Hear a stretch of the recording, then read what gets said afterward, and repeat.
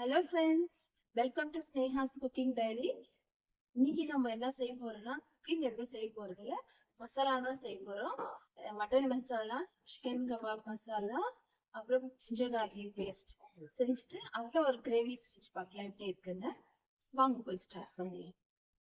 வச்சிருக்கேன் 25 கிராம் சீரகம் எடுத்து வச்சிருக்கேன், 25 கிராம்ஸ் மிளகு, சோம்பு 25 கிராம்ஸ், அப்புறம் லவங்கு 25 கிராம்ஸ், ஏலக்காய் 25 கிராம், பட்டை 25 கிராம்ஸ், கல்பாசி, அப்புறம் இந்த இலை, சாரி இது வந்து ஸ்டார் அனீஸ், கல்பாசி, இந்த இலை, இது மட்டும் 5 கிராம்ஸ் எடுத்து வச்சிருக்கேன்.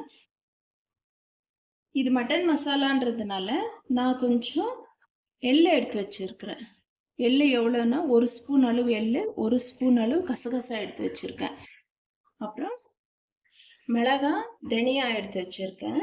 இது மட்டும் நான் 50 கிராம் எடுத்து வச்சிருக்கிறேன்.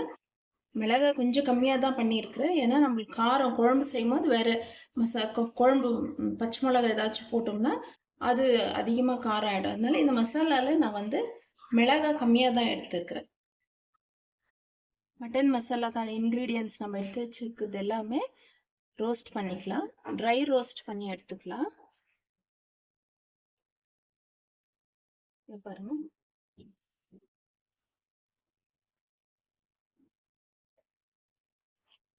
ஒன் பை ஒன்னா நம்ம போட்டு மீடியம் ஃப்ளேமில் வச்சு நம்ம ரோஸ்ட், ரொம்ப ரோஸ்ட் ஆகணும்னு இல்லை, லைட்டாக சூடு ஏறினா போதும்.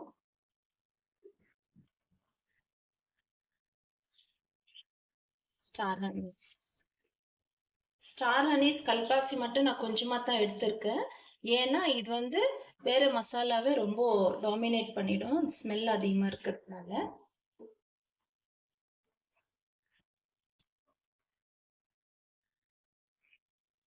இது மட்டன் மட்டும் இல்லை, சிக்கனுக்கு கூட நம்ம இந்த மசாலாஸ் போட்டுக்கலாம்.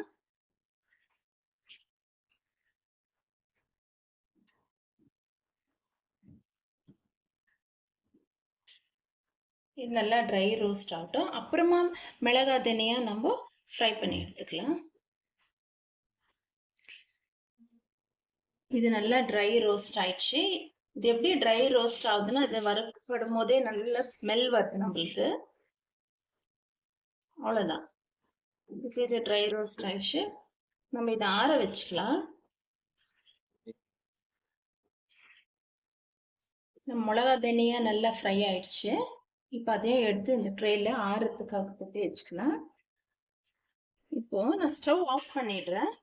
ஸ்டவ் ஆஃப் பண்ணிட்டு நம்ம ஒரு ஸ்பூன் எடுத்து வச்சிருக்கீங்களா, இந்த வெள்ளை எள்ளு, அப்புறமா இந்த கசகசா, இது நம்ம ஸ்டவ் ஆஃப் பண்ணிட்டு பிறகு இந்த சூட்லயே இப்படி ஃப்ரை பண்ணி எடுத்துக்கலாம்.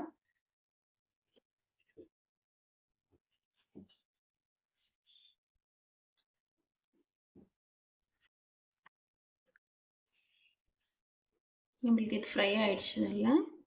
இது எல்லாமே ஆறட்டும். இப்போ சூடா இருக்கு, எல்லாமே நல்லா ஆறிட்டு நம்ம மிக்சியில பவுடர் பண்ணிக்கலாம். நெக்ஸ்ட்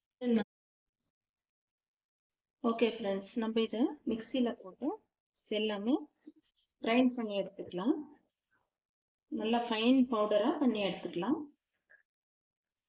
ஃபைன் பவுடராக இருந்தால் தான் நம்மளுக்கு குழம்புக்கு நல்லா இருக்கும்.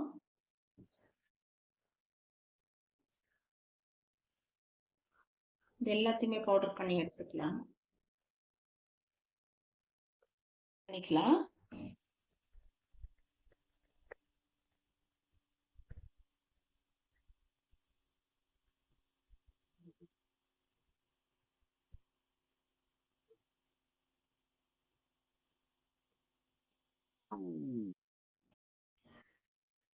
நம்ம மட்டன் மசாலா பவுடர் நல்லா ஸ்மெல் வருது. இதே மாதிரி பேலன்ஸ் இருக்கிறதையே நம்ம பவுடர் பண்ணிக்கலாம்.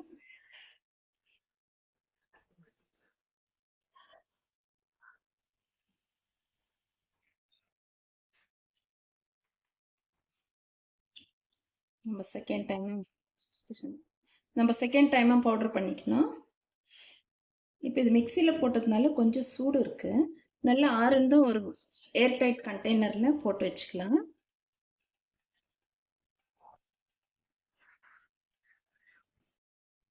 Okay friends, kebab masala ready பண்ணுறதுக்கு இன்க்ரீடியன்ட்ஸ் பார்த்துக்கலாம்.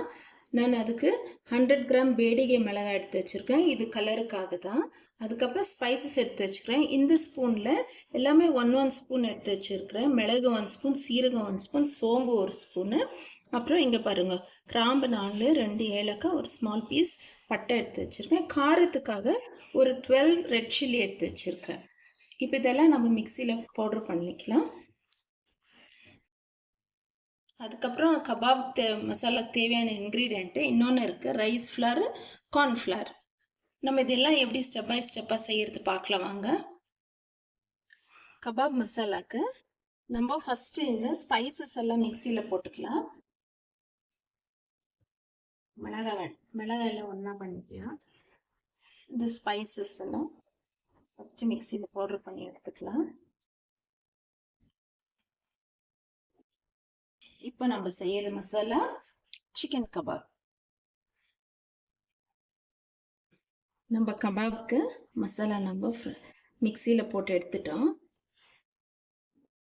இப்போ அதே ஜாரில் இந்த மிளகாய் போட்டு எடுத்துக்கலாம் செப்பரேட்டாக. அதில் மிக்ஸ் பண்ணக்கூடாது, அந்த ஸ்பைசஸில் மிளகாய் மிக்ஸ் பண்ணக்கூடாது. மிளகாய் செப்பரேட்டாக தான் போடணும்.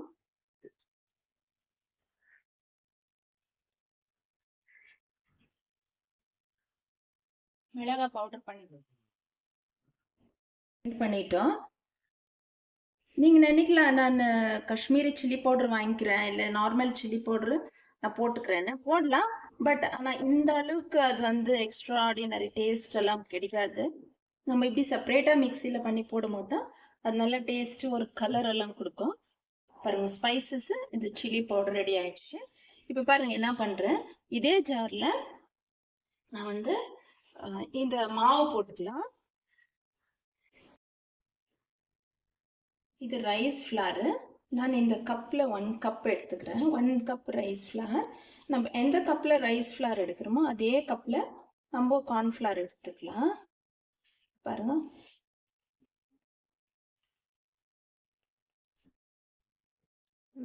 இந்த ரைஸ் ஃப்ளாரு ஜாரில் போட்டுக்கலாம். நம்ம இப்போ மிளகாய் பவுடர் பண்ண இல்லைங்களா, அதே ஜாரில் இந்த ரைஸ் ஃப்ளார் போட்டுக்கலாம். அப்புறமா கார்ன்ஃப்ளவர், நெக்ஸ்ட்டு கார்ன்ஃப்ளவர். இந்த கார்ன்ஃப்ளவர் வந்து அதே கப்பில் நம்ம எவ்வளோ ரைஸ் ஃப்ளார் எடுத்தோமோ அந்த மெஷர்மெண்ட்டில் டபுளாக நம்ம கார்ன்ஃப்ளவர் போட்டுக்கலாம். பாருங்கள், 1 கப் கார்ன்ஃப்ளவர். நெக்ஸ்ட்டு இன்னும் ஒரு கப்பு, 2 கப்.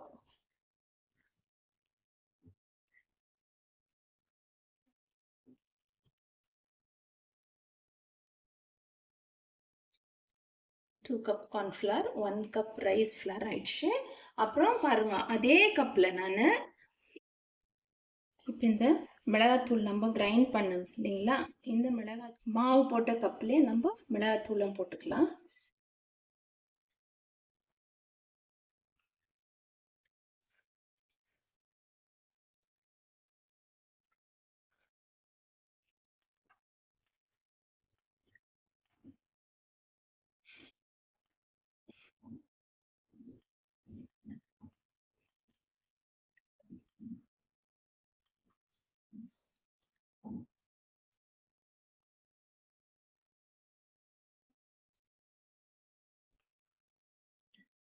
ஸ்பைசஸும் போட்டுக்கலாம். போட்டு இதெல்லாம் மிக்சியில் நம்ம ஒரு அடி அடிச்சுக்கலாம். இதில் கொஞ்சம் சால்ட் போட்டுக்கலாம். அரிசி மாவு, கார்ன்ஃப்ளவரு, மிளகாய் தூள், அப்புறம் ஸ்பைசஸ்ஸு இதெல்லாம் போட்டுருக்குறோம் மிக்சி ஜாரில். இப்போ நான் தேவையான அளவு கொஞ்சமாக உப்பு, இது ப்ரிசர்வேட்டிவ் மாதிரி தான், உப்பு இதில் போட்டு நம்ம மிக்சியில் கிரைண்ட் பண்ணிக்கலாம். அப்போ எல்லாம் க்ளீனாக மிக்ஸ் ஆகி வரும் நம்மளுக்கு. பாருங்க, இந்த மாவு, மசாலா, மிளகாத்தூள் இது எல்லாத்தையும் நம்ம மிக்சியில் இப்படி போட்டு எடுத்துக்கணும்.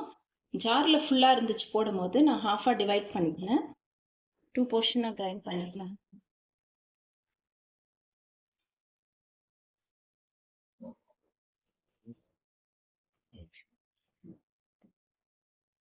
Kebab masala ready. அதே தான் நான் செகண்ட் போர்ஷன் போடுறேன்.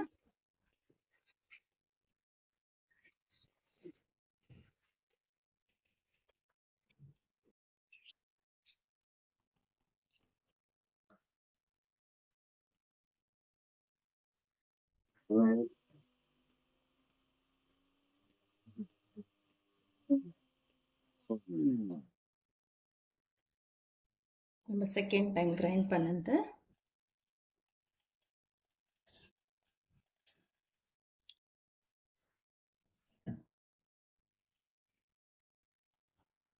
நம்ம ஜிஞ்சர் கார்லிக் பேஸ்ட் ரெடி பண்ணிக்கலாம். நான் ஈக்குவல் குவான்டிட்டி ஜிஞ்சர் கார்லிக் எடுத்து வச்சுருக்கேன். ஃபஸ்ட்டு நம்ம ஜிஞ்சர் பேஸ்ட் பண்ணிக்கலாம். அப்படி நம்ம கொஞ்சம் கொஞ்சமாக இப்படி தள்ளி விட்டுட்டு நம்ம கொஞ்சமாக ஆயில் அப்படி ஒரு ஸ்பூன் அளவு ஆயில் விட்டு கிரைண்ட் பண்ணிடலாம். ஜிஞ்சர் நான் இந்த அளவுக்கு கிரைண்ட் ஆனதும் நான் கார்லிக் போடுறேன். செப்ரேட்டாக கூட பேஸ்ட் பண்ணி வச்சுக்கலாம். ஜிஞ்சர் செப்ரேட், கார்லிக் செப்ரேட்டாக கூட பேஸ்ட் பண்ணிக்கலாம். ஆனால் நான் இந்த டைம் எல்லாமே ஒன்றா மிக்ஸ் பண்ணுறேன்.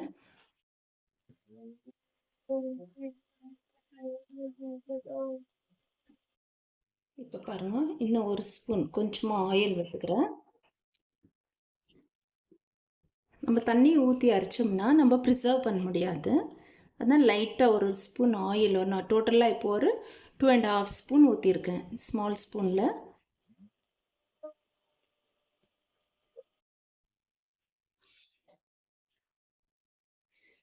நல்லா கிரைண்ட் ஆயிடுச்சு.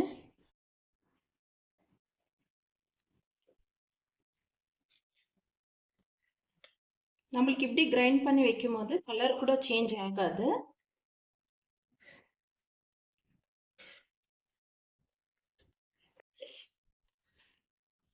கார்லிக் பேஸ்ட் ப்ரிசர்வ், நம்ம ஜிஞ்சர் கார்லிக் பேஸ்ட் ப்ரிசர்வ் பண்ணுறதுக்கு நான் கொஞ்சமாக சால்ட் போடுறேன். சால்ட்டு, அப்புறம் லெமன் ஜூஸ், ஒரு ஸ்பூன் அளவு லெமன் ஜூஸ் ஊற்றிக்கலாம். பாருங்கள், இதில் ஒரு ஸ்பூன் அளவு ஊற்றினாலே போதும்.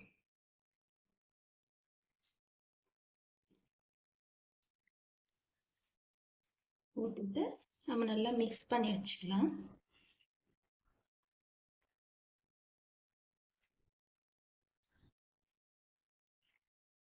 இது ஒரு கிளாஸ் ஏர் டைட் கண்டெய்னரில் போட்டு நம்ம ஸ்டோர் பண்ணி வச்சுக்கலாம்.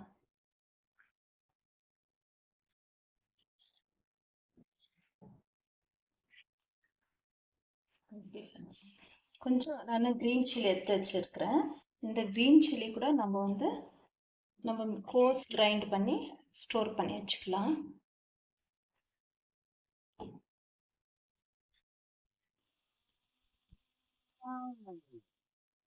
அவ்வளோதான். கோர்ஸ் கிரைண்ட், ஃபைன் பேஸ்ட் வேண்டாம். கோர்ஸ் கிரைண்ட் செஞ்சு வச்சு பாட்டிலில் இதையும் ஸ்டோர் பண்ணி வச்சுக்கலாம். இப்போ நம்ம கபாப் மசாலா ரெடி பண்ண இல்லைங்களா, அதில் நான் இப்போ பொட்டேட்டோ மட்டும் செஞ்சு காமிக்கிறேன். நான் வெஜிடேரியனாக இருந்தால் பொட்டேட்டோ, அப்புறம் காலிஃப்ளவர், லேடிஸ் ஃபிங்கர், இது எல்லாமே இந்த மசாலாவில் மேரினேட் பண்ணி நம்ம ஃப்ரை பண்ணி எடுத்துக்கலாம். முக்கியமாக பன்னீர் போட்டால் கூட ரொம்ப நல்லாயிருக்கும். நான் இப்போதைக்கு ஒரே ஒரு பொட்டேட்டோ எடுத்து ஃப்ரை பண்ணுறேன், காண்பிக்கிறேன். இப்போ நான் நம்ம ரெடி பண்ண மசாலாவில் ஒரு 1.5 ஸ்பூன் போட்டுக்கிறேன். இப்போது நம்ம ரெடி பண்ண ஜிஞ்சர் கார்லிக் பேஸ்ட்டில் நான் கொஞ்சமாக போட்டுக்கிறேன். சிக்கன் இருந்தால், நான்வெஜ் அந்த மாதிரி இருந்தால் நம்ம கொஞ்சம் லெமன் ஜூஸ் விட்டுக்கலாம். இப்போ இதை நம்ம கொஞ்சம் தண்ணி விட்டு, கொஞ்சமாக தண்ணி விட்டு நம்ம இதை நல்லா மேரினேட் பண்ணிக்கலாம்.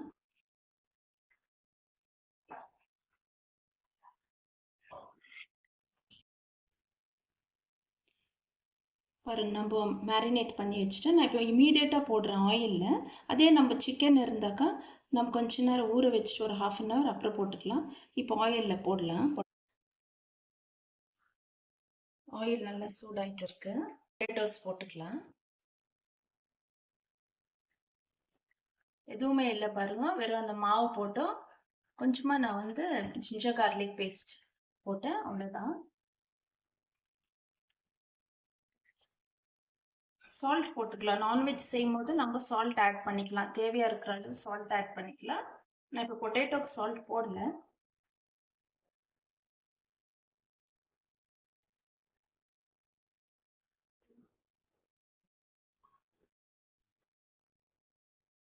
பாருங்க ஃப்ரெண்ட்ஸ், நம்ம பொட்டேட்டோ சூப்பரா ரெடி ஆயிடுச்சு.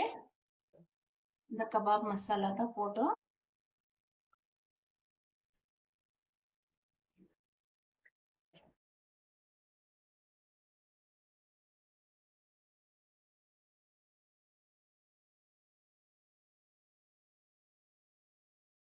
பாருங்க ஃப்ரெண்ட்ஸ், இப்போ நம்ம ரெடி பண்ண மட்டன் மசாலால நான் ஒரு எக் கிரேவி செய்கிறேன். நம்ம எதுனா செய்துக்கலாம். சிக்கன் செஞ்சுக்கலாம், மட்டன் செஞ்சுருக்கலாம், இல்லை வெஜிடபிள் குருமா செய்கிறோன்னா எதுனாலும் இந்த மசாலா வச்சு செய்யலாம். நம்ம இப்போ எக் மசாலா செஞ்சு காமிக்கிறேன். அந்த மசாலா போட்டு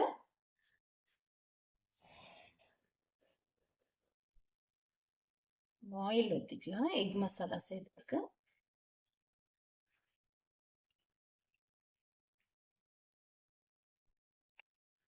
நான் 2 ஆனியன் எடுத்து ஃபைனாக சாப் பண்ணி வச்சுருக்கேன்.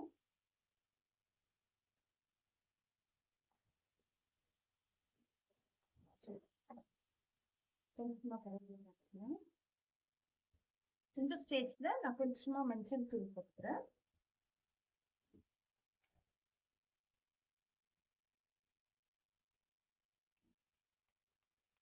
இந்த ஆனியன் இந்த பிங்கிஷ் கலர் வந்தாலே போதும், நம்மளுக்கு ரொம்ப ரோஸ்ட் ஆகணும்னு நெசசிட்டி இல்லை.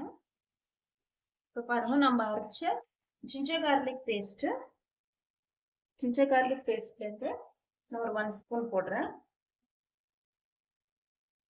அப்புறம் நம்ம ஃபைன் கோர்ஸ் அரைச்சி வச்ச க்ரீன் சில்லி, அதுலேருந்து ஒரு 1/2 ஸ்பூன் அளவு போடுறேன். நம்ம காரத்துக்கு ஏற்ற மாதிரி தான்.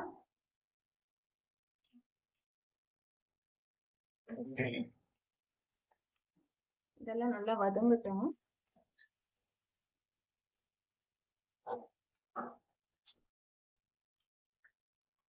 நம்ம ஜிஞ்சர் கார்லிக் பேஸ்ட் நல்லா வதங்கட்டும். நம்ம இந்த ஸ்டேஜ்ல மட்டன் மசாலா நம்ம ரெடி பண்ணிட்டு போட்டுக்கலாம்.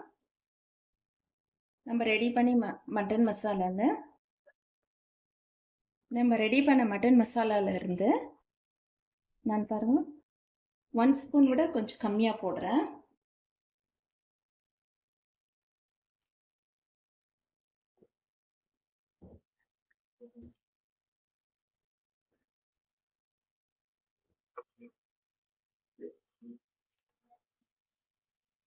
காரம் வேணுமா இருக்கிறவங்க கொஞ்சம் சில்லி பவுடர் கூட போட்டுக்கலாம். நான் கொஞ்சம் சில்லி பவுடர் போட்டுக்கிறேன். ஏன்னா பச்சை மிளகாவும் போட்டிருக்கிறோம், அதனால கொஞ்சம் காரம் பார்த்து தான் போடணும். இப்போ டொமேட்டோ நான் கட் பண்ணி வச்சிருக்கிறேன், அதையும் நான் சாப் பண்ணி வச்சிருக்கிறேன்.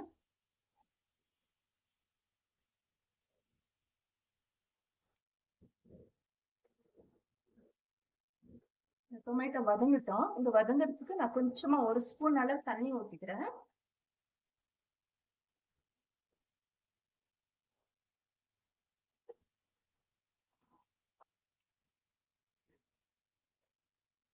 உப்பு போட்டுக்கலாம் எக் மசாலால. இப்போ இது நல்லா குக் ஆகட்டும். இதுல இருந்து ஆயில் வந்து செப்பரேட் ஆகி வரணும். எண்ணெய் இதுல பிரிஞ்சு வந்த பிறகு நம்ம எக் போட்டுக்கலாம்.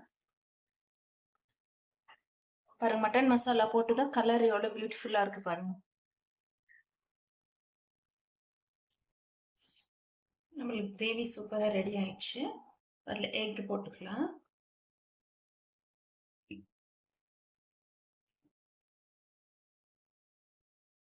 நான் 4 எக் எடுத்துருக்கிறேன்.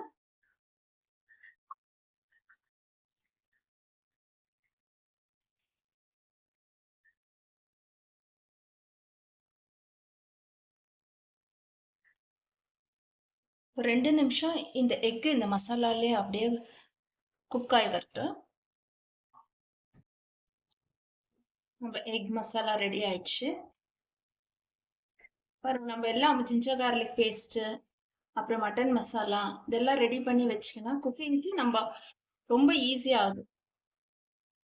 ப்ரீ ப்ரிப்பரேஷன் எல்லா மசாலாவும் செஞ்சு வச்சுக்கணும்னா குக்கிங் பண்றது ரொம்ப ஈஸியா இருக்கும். இந்த எக் மசாலா நம்ம ரோட்டி, நான், பரோட்டா கூட சாப்பிட்டா ஒயிட் ரைஸ் கூட சாப்பிடலாம், நல்லா இருக்கும்.